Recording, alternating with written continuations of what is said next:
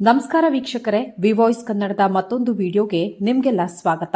CM Siddaramaiah ಅವರಿಗೆ ಬಹುದೊಡ್ಡ ಸಂಕಷ್ಟ ಎದುರಾಗಿದೆ. ರಾಜ್ಯ ರಾಜಕಾರಣದಲ್ಲಿ ಮೂಡಾ ಹಗರಣ ಬಹುದೊಡ್ಡ ಸದ್ದನ್ನ ಮಾಡಿತ್ತು. ಬಿಜೆಪಿ ಇದರ ವಿರುದ್ಧವಾಗಿ ಪಾದಯಾತ್ರೆಯನ್ನ ಕೂಡ ಮಾಡಿತ್ತು. ಬೆಂಗಳೂರಿನಿಂದ ಮೈಸೂರುವರೆಗೆ ಪಾದಯಾತ್ರೆಯನ್ನ ಮಾಡಿತ್ತು. ಸಿಎಂ ಸ್ಥಾನದಿಂದ ಸಿದ್ದರಾಮಯ್ಯ ಕೆಳಗಿಳಿಬೇಕು ಅನ್ನುವಂತಹ ಆಗ್ರಹವನ್ನ ಮಾಡಿತ್ತು. ಅಷ್ಟೇ ಅಲ್ಲದೆ ರಾಜ್ಯಪಾಲರಿಗೂ ಕೂಡ ದೂರನ್ನ ನೀಡಿತ್ತು. ಸದ್ಯ ರಾಜ್ಯ ಮಟ್ಟದಲ್ಲಿ ಸಾಕಷ್ಟು ಸದ್ದು ಮಾಡಿದಂತಹ ಮೂಡಾ ಹಗರಣದಲ್ಲಿ ಸಿಎಂ ಸಿದ್ದರಾಮಯ್ಯ ವಿರುದ್ಧ ಪ್ರಾಸಿಕ್ಯೂಷನ್ಗೆ ರಾಜ್ಯಪಾಲರಾಗಿರುವಂತಹ ತಾವರ್ ಚಂದ್ ಗೆಹ್ಲೋಟ್ ಅವರು ಈಗ ಸೂಚನೆಯನ್ನ ನೀಡಿದ್ದಾರೆ. ಈ ಕುರಿತಾದಂತಹ ಆದೇಶವನ್ನ ಅವರು ಸರ್ಕಾರದ ಮುಖ್ಯ ಕಾರ್ಯದರ್ಶಿಗೆ ರವಾನೆಯನ್ನ ಮಾಡಿದ್ದಾರೆ. ಸಿಎಂ ಸಿದ್ದರಾಮಯ್ಯ ಅವರ ರಾಜಕೀಯ ಜೀವನದಲ್ಲಿ ಇದು ಅತಿ ದೊಡ್ಡ ಸಂಕಷ್ಟ ಅಂತ ಕೂಡ ಹೇಳಲಾಗ್ತಾ ಇದೆ. ಯಾಕಂದ್ರೆ ಈ ಪ್ರಕರಣಕ್ಕೆ ಸಂಬಂಧಿಸಿದಂತೆ ಸಾಕಷ್ಟು ಜನ ಕೂಡ ದೂರನ್ನ ಕೊಟ್ಟಿದ್ರು. ಅದರಲ್ಲಿ 3 ದೂರುಗಳನ್ನ ಒಟ್ಟಿಗೆ ಸೇರಿಸಿ ಪ್ರಾಸಿಕ್ಯೂಷನ್ಗೆ ರಾಜ್ಯಪಾಲರು ಸದ್ಯ ಅನುಮತಿಯನ್ನ ನೀಡಿದ್ದಾರೆ.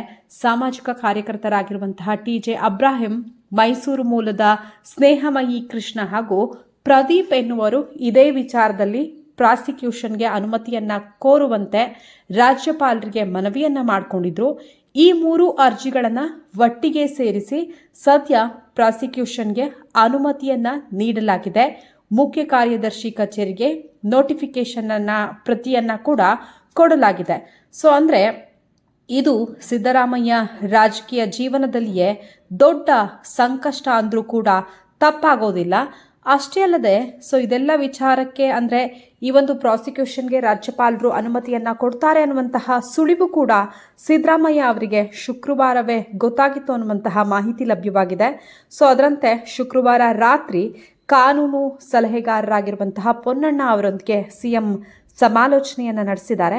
ಜೊತೆಗೆ ರಾಜ್ಯಪಾಲರು ಪ್ರಾಸಿಕ್ಯೂಷನ್ಗೆ ಅನುಮತಿ ನೀಡ್ತಾ ಇದ್ದಂತೆ ಸಿಎಂ ನಿವಾಸಕ್ಕೆ ಸಚಿವರಾಗಿರುವಂತಹ ದಿನೇಶ್ ಗುಂಡೂರಾವ್, ಪ್ರಿಯಾಂಕಾ ಖರ್ಗೆ, ಬೈರತಿ ಸುರೇಶ್ ಮೊದಲಾದವರು ಕೂಡ ಆಗಮಿಸಿದ್ರು. ಇನ್ನೊಂದು ವಿಚಾರವನ್ನ ಗಮನಿಸಬೇಕು. ಆಗಸ್ಟ್ 15ರಂದು ಸಿಎಂ ಸಿದ್ದರಾಮಯ್ಯ ಅವರು ರಾಜಭವನಕ್ಕೆ ತೆರಳಿದ್ರು. ಅಂದರೆ ಆಗಸ್ಟ್ 15ರಂದು ಸ್ವಾತಂತ್ರ್ಯ ದಿನಾಚರಣೆ ಸಂದರ್ಭದಲ್ಲಿ ರಾಜಭವನದಲ್ಲಿ ಚಹಾಕೂಟವನ್ನು ಏರ್ಪಡಿಸಲಾಗಿತ್ತು.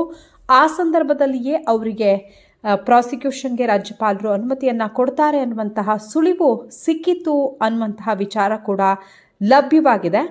ಅಂದರೆ ಅನುಮತಿ ಕೊಡ್ತಾರೆ ಅನ್ನುವಂತಹ ಅಂದಾಜು ಆಲ್ರೆಡಿ ಗೊತ್ತಾಗಿರೋದ್ರಿಂದ ಕಾನೂನು ಸಲಹೆಗಾರರಾಗಿರುವಂತಹ ಪೊನ್ನಣ್ಣ ಅವರು ಕೂಡ ಸಿಎಂ ನಿವಾಸದಲ್ಲಿಯೇ ಇದ್ದು ಮುಂದೆ ಯಾವ ರೀತಿಯಾಗಿರುವಂತಹ ಹೋರಾಟವನ್ನು ಮಾಡಬಹುದು ಅನ್ನುವಂತಹ ಚರ್ಚೆಯನ್ನು ಕೂಡ ಮಾಡಿದ್ರು. ಅಷ್ಟೇ ಅಲ್ಲದೆ ಸಾಕಷ್ಟು ಜನಕ್ಕೆ ಅನಿಸಿರುತ್ತೆ, ಈಗ ಮೂಡಾ ಹಗರಣ ಕೇಳಿ ಬಂದಂತಹ ಸಂದರ್ಭದಲ್ಲಿ ಎಲ್ಲರೂ ಕೂಡ ಪ್ರಾಸಿಕ್ಯೂಷನ್ಗೆ ಕೋರುವಂತಹದ್ದು ಹೇಳ್ತಾ ಇದ್ರು. ಹಾಗಾದರೆ ಪ್ರಾಸಿಕ್ಯೂಷನ್ ಅಂದರೆ ಏನು ಅನ್ನೋದು ಕೂಡ ಸಾಕಷ್ಟು ಜನಕ್ಕೆ ಕನ್ಫ್ಯೂಷನ್ ಇರುತ್ತೆ.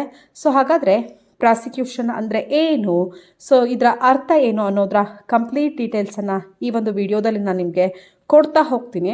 ಯಾಕಂದರೆ ಇದೊಂದು ಕಾನೂನು ಪ್ರಕ್ರಿಯೆಯಾಗಿದೆ. ಇಷ್ಟು ದಿನ ಕೂಡ ರಾಜ್ಯಪಾಲರು ಪ್ರಾಸಿಕ್ಯೂಷನ್ಗೆ ಅನುಮತಿಯನ್ನು ಕೊಡಬೇಕು ಅನ್ನುವಂತಹ ಒತ್ತಾಯ ಕೇಳಿ ಬಂದಿತ್ತು. ಹಾಗಾದರೆ ಪ್ರಾಸಿಕ್ಯೂಷನ್ ಅಂದರೆ ಏನು, ಇದರಲ್ಲಿ ರಾಜ್ಯಪಾಲರ ಪಾತ್ರ ಏನು, ಇದೆಲ್ಲದರ ಬಗ್ಗೆ ಮಾಹಿತಿಯನ್ನು ನೋಡೋದಾದರೆ ಪ್ರಾಸಿಕ್ಯೂಷನ್ ಅಂದರೆ ಸಾಮಾನ್ಯವಾಗಿ ಕಾನೂನು ಕ್ರಮ ಅಂತ ಅರ್ಥವನ್ನು ಕೊಡುತ್ತೆ. ಅದರಲ್ಲೂ ಮುಖ್ಯಮಂತ್ರಿ ವಿರುದ್ಧ ಕಾನೂನು ಕ್ರಮ ಅನ್ನುವುದು ಭಾರತೀಯ ರಾಜ್ಯದಲ್ಲಿ ಸರ್ಕಾರದ ಮುಖ್ಯಸ್ಥರಾಗಿರುವಂತಹ ಹಾಲಿ ಮುಖ್ಯಮಂತ್ರಿಯ ವಿರುದ್ಧ ಅಪರಾಧ ಚಟುವಟಿಕೆಗಳು ಅಥವಾ ಕಾನೂನಿನ ಉಲ್ಲಂಘನೆಗಾಗಿ ಕಾನೂನು ಪ್ರಕ್ರಿಯೆಯನ್ನು ಒಳಗೊಂಡಿರುತ್ತೆ. ಯಾಕಂದರೆ ಸಿಎಂ ಸರ್ಕಾರದ ಮುಖ್ಯಸ್ಥರಾಗಿರ್ತಾರೆ. ಸಂವಿಧಾನಾತ್ಮಕವಾಗಿ ಆಡಳಿತಾತ್ಮಕವಾಗಿ ಉನ್ನತ ಶ್ರೇಣಿಯ ಸ್ಥಾನ ಮತ್ತು ಅವರಿಗೆ ಕೊಡಲಾಗಿರುತ್ತೆ. ಹಾಗಾದರೆ ಈ ಒಂದು ಪ್ರಾಸಿಕ್ಯೂಷನ್ನಿಂದ ವಿನಾಯಿತಿ ಇದೆಯಾ ಅಂತ ಅಂದರೆ ಕೆಲವೊಂದು ಸಲ ಪ್ರಾಸಿಕ್ಯೂಷನ್ಗೆ ರಾಜ್ಯಪಾಲರು ಅನುಮತಿಯನ್ನು ಕೊಡೋದೇ ಇಲ್ಲ. ಆದರೆ ಮೂಡಾ ಹಗರಣದಲ್ಲಿ ಈಗ ಪ್ರಾಸಿಕ್ಯೂಷನ್ಗೆ ಅನುಮತಿಯನ್ನು ಕೊಡಲಾಗಿದೆ. ಹಾಗಾದರೆ ಪ್ರಾಸಿಕ್ಯೂಷನ್ಗೆ ಅನುಮತಿಯನ್ನು ಕೊಟ್ಟ ನಂತರ ಯಾರು ಇದನ್ನು ತನಿಖೆ ಮಾಡ್ತಾರೆ ಅನ್ನೋದು ಕೂಡ ಸಾಕಷ್ಟು ಪ್ರಶ್ನೆ ಆಗುತ್ತೆ. ಪ್ರಾಸಿಕ್ಯೂಷನ್ಗೆ ಮುನ್ನ ಕೇಂದ್ರೀಯ ತನಿಖಾ ದಳ ಇರ್ಬೋದು, CBI ಅಥವಾ ಭ್ರಷ್ಟಾಚಾರ ವಿರೋಧಿ ಬ್ಯೂರೋ ACB ಅಂತಹ ಏಜೆನ್ಸಿಗಳು ಸಾಮಾನ್ಯವಾಗಿ ತನಿಖೆಯನ್ನು ನಡೆಸೋದು ನಮಗೆಲ್ಲ ಗೊತ್ತೇ ಇದೆ. ಸೊ ತನಿಖೆಯ ಆರೋಪಗಳನ್ನು ಬೆಂಬಲಿಸಲು ಸಾಕಷ್ಟು ಸಾಕ್ಷ್ಯಗಳನ್ನು ಕೂಡ ಸಂಗ್ರಹ ಮಾಡುತ್ತೆ. ಸೊ ಈಗ ಇನ್ನು ಪ್ರಾಸಿಕ್ಯೂಷನ್ಗೆ ಅನುಮತಿಯನ್ನು ಕೊಟ್ಟ ನಂತರ ಪ್ರಕರಣ ನ್ಯಾಯಾಲಯಕ್ಕೆ ಹೋಗುತ್ತೆ. ಸೊ ಅಲ್ಲಿ ಮುಖ್ಯಮಂತ್ರಿಯನ್ನು ಬೇರೆ ಆರೋಪಿಗಳು ಯಾವ ರೀತಿ ಇರ್ತಾರೋ ಅದೇ ರೀತಿ ಅವರನ್ನು ಟ್ರೀಟ್ ಮಾಡಲಾಗುತ್ತೆ ಅಥವಾ ಪರಿಗಣಿಸಲಾಗುತ್ತೆ. ನ್ಯಾಯಾಲಯದ ಪ್ರಕ್ರಿಯೆಯು ಆರೋಪಗಳನ್ನು ಏನಿದೆ ಆರೋಪ ಅನ್ನುವಂಥದ್ದು ಸಾಕ್ಷ್ಯಗಳನ್ನು ಸಂಗ್ರಹ ಮಾಡೋದು ಜೊತೆಗೆ ವಿಚಾರಣೆಯನ್ನು ನಡೆಸೋದು ಕೂಡ ಆಗಿರುತ್ತೆ. ಹಾಗಾದರೆ ಈಗ CM ಸಿದ್ದರಾಮಯ್ಯ ವಿರುದ್ಧ ಆಲ್ರೆಡಿ ರಾಜ್ಯಪಾಲರು ಪ್ರಾಸಿಕ್ಯೂಷನ್ಗೆ ಅನುಮತಿಯನ್ನು ಕೊಟ್ಟಿದ್ದಾರೆ. ಸೊ ಹಾಗಾಗಿ ಇದು ರಾಜಕೀಯವಾಗಿ ಪರಿಣಾಮ ಬೀರುತ್ತಾ ಅನ್ನೋದು ಕೂಡ ಸಾಕಷ್ಟು ಜನರ ಪ್ರಶ್ನೆ ಆಗುತ್ತೆ. ನಿಜಕ್ಕೂ ಕೂಡ ಇದು ರಾಜಕೀಯವಾಗಿ ಪರಿಣಾಮ ಬೀರುತ್ತೆ. ಯಾಕಂದರೆ ರಾಜಕೀಯ ಅಸ್ಥಿರತೆ ಕೂಡ ಉಂಟಾಗ್ಬೋದು. ಅಷ್ಟೇ ಅಲ್ಲದೆ CM ಮೇಲೇ ಪ್ರಾಸಿಕ್ಯೂಷನ್ ಆಗಿರೋದ್ರಿಂದ ರಾಜ್ಯದ ಆಡಳಿತದ ಮೇಲೂ ಕೂಡ ಪರಿಣಾಮವನ್ನು ಬೀರುವಂತಹ ಸಾಧ್ಯತೆ ಹೆಚ್ಚಿರುತ್ತೆ. ಸೊ ಹಾಗಾಗಿ ಅಂದರೆ ಈಗ ಒಂದು ಭ್ರಷ್ಟಾಚಾರ ಆಗಿರ್ಬೋದು, ಕ್ರಿಮಿನಲ್ ಕೇಸ್ಗಳಿರ್ಬೋದು ಅಥವಾ ಅಧಿಕಾರದ ದುರುಪಯೋಗ ಇರ್ಬೋದು, ಚುನಾವಣಾ ಅಪರಾಧಗಳು. ಸೊ ಈ ಒಂದು ಕೇಸ್ಗಳ ವಿರುದ್ಧವಾಗಿ ಅಂದರೆ ಪ್ರಾಸಿಕ್ಯೂಷನನ್ನು ನಡೆಸಬಹುದಾಗಿದೆ. ಸೊ ಒಂದು ವೇಳೆ ಆರೋಪ ಸಾಬೀತಾದರೆ ಸೊ ನ್ಯಾಯಾಲಯ ಅದನ್ನು ನಿರ್ಧಾರ ಮಾಡುತ್ತೆ. ಸೊ ನಿಜವಾಗ್ಲೂ ಇಲ್ಲಿ ಏನಾದರೂ ಭ್ರಷ್ಟಾಚಾರ ನಡೆದಿದೆಯಾ, ಅಧಿಕಾರ ದುರುಪಯೋಗ ಆಗಿದೆಯಾ ಅಥವಾ ನಿಜವಾಗ್ಲೂ ಕೂಡ ಹಗರಣ ನಡೆದಿದೆಯಾ ಅಂತ. ಅಷ್ಟೇ ಅಲ್ಲದೆ ಈ ಒಂದು ಏನು ತನಿಖೆಯನ್ನು ನಡೆಸುವಂತಹ ಸಂದರ್ಭದಲ್ಲಿ CM ಇರ್ಬೋದು ತಪ್ಪಿತಸ್ಥರು ಅಂತ ಕಂಡು ಬಂದರೆ CM ಜೈಲಿಗೆ ಹೋಗುವಂತಹ ಸಾಧ್ಯತೆ ಕೂಡ ಹೆಚ್ಚಿರುತ್ತೆ. ಅಷ್ಟೇ ಅಲ್ಲದೆ ದಂಡವನ್ನು ಹಾಕುವಂತಹ ಚಾನ್ಸಸ್ ಕೂಡ ಹೆಚ್ಚಿರುತ್ತೆ. ಒಟ್ಟಿನಲ್ಲಿ ಸಿದ್ದರಾಮಯ್ಯ ಅವರ 40 ವರ್ಷದ ರಾಜಕೀಯದಲ್ಲಿ ಇದು ಬಹುದೊಡ್ಡ ಸಂಕಷ್ಟ ಅಂತಲೇ ಹೇಳ್ಬೋದು. ಏಕೆಂದರೆ ಅವರು ಆಲ್ರೆಡಿ ಹೇಳ್ತಾ ಇದ್ರು, ನನ್ನ 40 ವರ್ಷದ ರಾಜಕೀಯದಲ್ಲಿ ಯಾವುದೇ ಒಂದು ರೀತಿಯಾದಂತಹ ಸಣ್ಣ ಕಪ್ಪು ಚುಕ್ಕೆ ಕೂಡ ಇಲ್ಲ ಅಂತ. ಜೊತೆಗೆ ಮೂಡಾ ಹಗರಣವನ್ನು ಯಾವಾಗ ವಿಪಕ್ಷಗಳು ಅಂದರೆ BJP ಮತ್ತು JDS ಪಾದಯಾತ್ರೆಯನ್ನು ಮಾಡಿದ್ವು, ಇದನ್ನು ಪ್ರಶ್ನೆ ಮಾಡಿದಂತಹ ಸಂದರ್ಭದಲ್ಲಿ CM ಸಿದ್ದರಾಮಯ್ಯ ಇರ್ಬೋದು ಅಥವಾ ಅವರ ಸಚಿವ ಸಂಪುಟದ ಸದಸ್ಯರೇನಿದ್ದಾರೆ ಅವರೆಲ್ಲರೂ ಕೂಡ ಸಮರ್ಥವಾಗಿ ಅದನ್ನು ಎದುರಿಸಿದ್ರು. ಸೊ ಜೊತೆಗೆ ಅವರೆಲ್ಲರೂ ಕೂಡ ಹೇಳ್ತಾ ಇದ್ರು ಈ ಒಂದು ಹಗರಣ BJP ಕಾಲದಲ್ಲಿಯೇ ಆಗಿದೆ. ಸೊ ಹಾಗಾಗಿ ಹೇಗೆ ಸಿದ್ದರಾಮಯ್ಯ ಅವರು ತಪ್ಪಿತಸ್ಥರಾಗ್ತಾರೆ ಅಂತ. ಆದರೆ ಅದೆಲ್ಲದರ ಮಧ್ಯ ಈಗ ಏನು ಪ್ರಾಸಿಕ್ಯೂಷನ್ಗೆ ರಾಜ್ಯಪಾಲರು ಅನುಮತಿಯನ್ನು ಕೊಟ್ಟಿದ್ದಾರೆ. ಜೊತೆಗೆ ಸೊ ಯಾವ ರೀತಿ ಕಾಂಗ್ರೆಸ್ ಇರ್ಬೋದು, ಸಿದ್ದರಾಮಯ್ಯ ಅವರು ಇರ್ಬೋದು ಕಾನೂನಾತ್ಮಕವಾಗಿ ಹೋರಾಡ್ತಾರೆ, ನಿಜಕ್ಕೂ ತಪ್ಪು ಮಾಡಿದರೆ ಜೈಲನ್ನು ಅನುಭವಿಸ್ತಾರಾ ಏನು ಅನ್ನೋದನ್ನು ಕೂಡ ಕಾದು ನೋಡಬೇಕಾಗಿದೆ. ಸೊ ಇದು ರಾಜ್ಯ ಮಟ್ಟದಲ್ಲಿ ದೊಡ್ಡ ಸುದ್ದಿ ಅಂತಾನೆ ಹೇಳ್ಬೋದು.